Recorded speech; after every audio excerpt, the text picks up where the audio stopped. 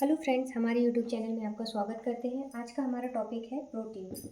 आज का हमारा टॉपिक क्या है? प्रोटीन, जो एग्ज़ाम के लिए बहुत ही इम्पोर्टेंट है। चलिए देखते हैं प्रोटीन नाम जो होता है वो कहाँ से प्रदान किया गया है। प्रोटीन नाम जो है वो ब्राजीलियस नाम का है।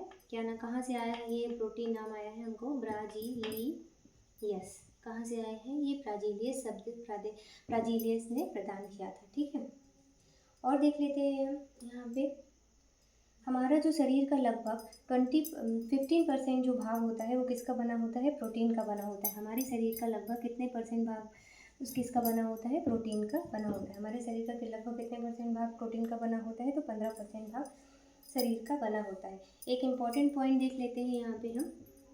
इम्पॉर्टेंट पॉइंट क्या है? जो पेप्सिन एंजाइम होता है, हम इम्पॉर्टेंट चीज़ें ही कवर करेंगे, पूरी ज़्यादा डिटेल में पढ़ने की कोशिश नहीं कर रहे हैं हम। पेप्सिन नामक एंजाइम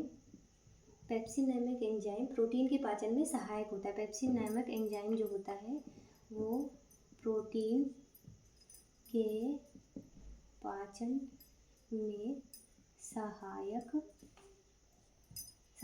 होता है। क्या होता है? पेप्सिन नामक एंजाइम जो है वो प्रोटीन के पाचन में सहायक होता है।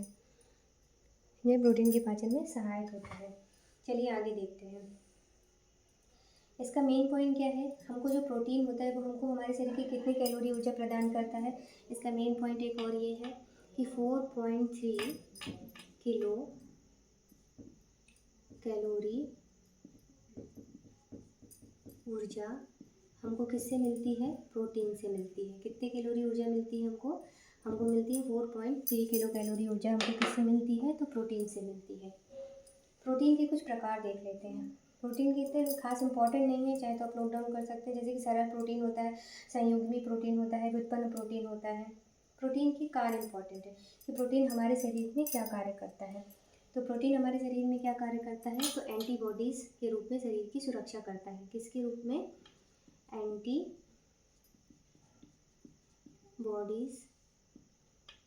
के रूप में शरीर की सुरक्षा करता है।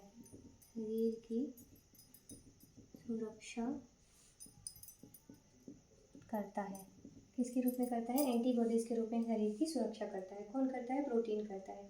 कोशिकाओं की वृद्धि और मरम्मत में इसका बहुत ही अधिक यूज़ होता है। क्या होता है?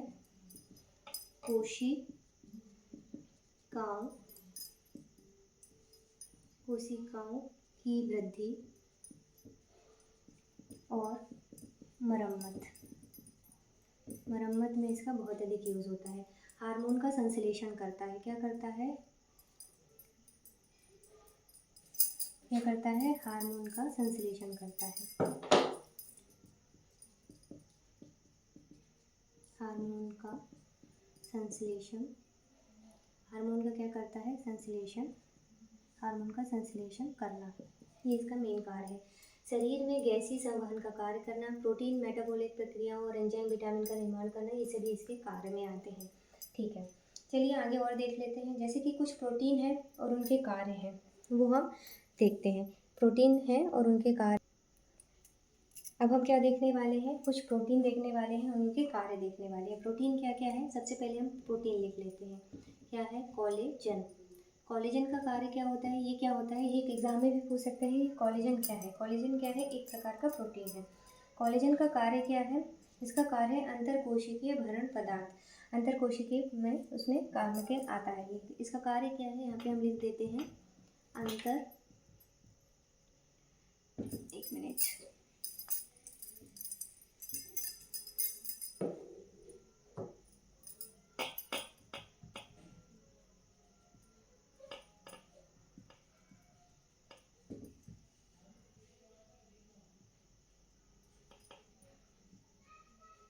अंतरकोशिकीय भरण पदार्थ किसमें आता है हमको? ये हमारे इसके कार्य में आता है। कोलेजन का कार्य क्या है? प्रोटीन का कार्य क्या है? अंतरकोशिकीय। चलिए देखते हैं इसमें और क्या क्या चीज़ें हैं।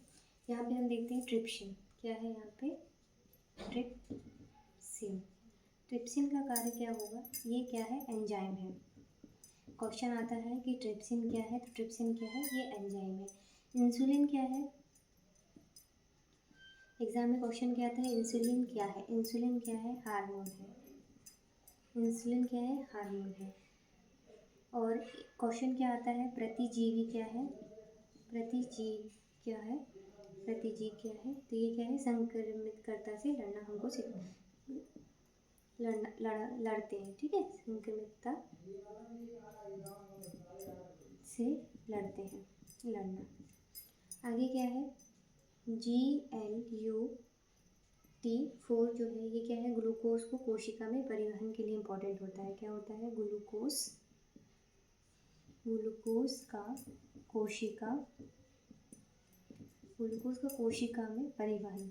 ग्लूकोज का कोशिका में परिवहन इम्पोर्टेंट होता है। तो प्रोटीन के स्रोत क्या क्या है? प्रोटीन हमको किससे किससे चीज़ों से मिलता है?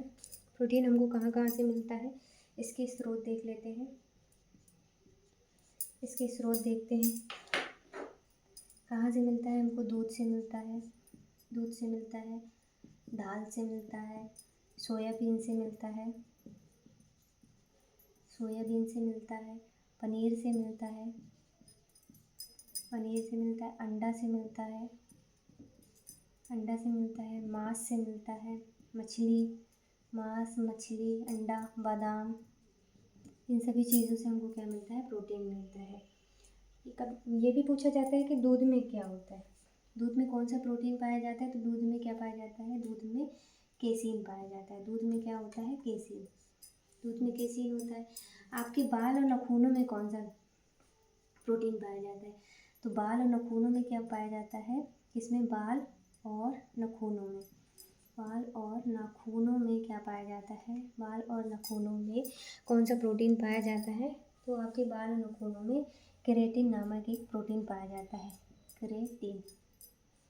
केराटिन नामक एक प्रोटीन पाया जाता है। अंडे में कौन सा प्रोटीन पाया जाता है? तो अंडे में एल्बुमिन प्रोटीन पाया जाता है। इसको हम यहाँ लिख देते हैं। अंडे में कौन सा प्रोटीन पाया जाता है? तो अंडे में एल्बुमिन प्रोटीन पाया जाता है। सर्वाधिक प्रोटीन यदि देखा जाए तो किसमें मिलता है? सर्वाधिक प्रोटीन हमको मिलता है सोयाबीन में। सर्वाधिक प्रोटीन हमको किसमें मिलता है? इसे शाकाहारी का नॉनवेज भी बोलते हैं। किसको? सोयाबीन को शाकाहारी का नॉनवेज भी बोलते हैं। प्रोटीन की कमी से होने वाले रोग देख लेते हैं। सब प्रोटीन की कमी से कौन सा रोग होता है? ये इम्पोर्टेंट है। प्रोटीन की कमी से होने वाले रोग देखते हैं। प्रोटीन की कमी से होने वाले रोग क्या क्या है? मैरास्मस रोग है। पहला क्या है हमारे पास में? मैरास्मस। एक मिनट। प्रोटीन की कमी से कौन कौन सा रोग हो जाता है? तो सबसे पहले जो होता है वो क्या होता है हमारे में? मैरास्मस रोग हो जाता है। कौन सा रोग हो जाता है? मैरास्मस रोग हो जाता है। इसका मतलब क्या होता है? इसका मतलब होता है कि आपकी जो त्वचा है वो सूखी और कैसी हो जाती है? झुर्रियाँदार हो जाती है। ये जो त्वचा है वो कैसी हो जाएगी? सूखी व झुर्रियाँदार हो जाती है। कैसी हो जाती है? सूखी व झुर्रियाँदार हो जाती है। मैरास्मस रोग हो जाता है। अब दूसरा क्या है? दूसरा कौन सी बीमारी हो जाती है? प्रोटीन की कमी से हो जाती है क्वाशियोरकर। क्या हो जाती है? क्वाशियोरकर। कौन सी बीमारी हो जाती है? क्वाशियोरकर। क्वाशियोरकर में क्या क्या होता है? पेट बढ़ना होता है और जो पाचन क्रिया होती है वो क्या होती है? कमज़ोर हो जाती है। पेट बढ़ना और जो पाचन क्रिया है आपकी, वो कैसी हो जाती है? कमज़ोर हो जाती है और शारीरिक व मानसिक वृद्धि भी रुक जाती है। थर्ड क्या है? आपकी जो शारीरिक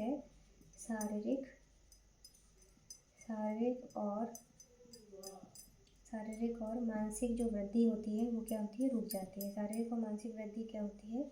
आपकी मानसिक वृद्धि रुक जाना क्या होता है? प्रोटीन की कमी से होने वाले रोग हैं। हमने अभी तक आपको पहले वीडियो में क्या बताया है? पोषण के बारे में बताया और कार्बोहाइड्रेट के बारे में बताया। दूसरे वीडियो में हमने क्या बताया आपको, प्रोटीन से रिलेटेड सारी चीज़ें कवर करने की कोशिश की है। अगर आपको वीडियो अच्छा लगा हो तो वीडियो को लाइक करें, अपने 10 फ्रेंड्स में ज़रूर शेयर करिएगा वीडियो को। आगे के टॉपिक हम नेक्स्ट वीडियो में कवर करते हैं।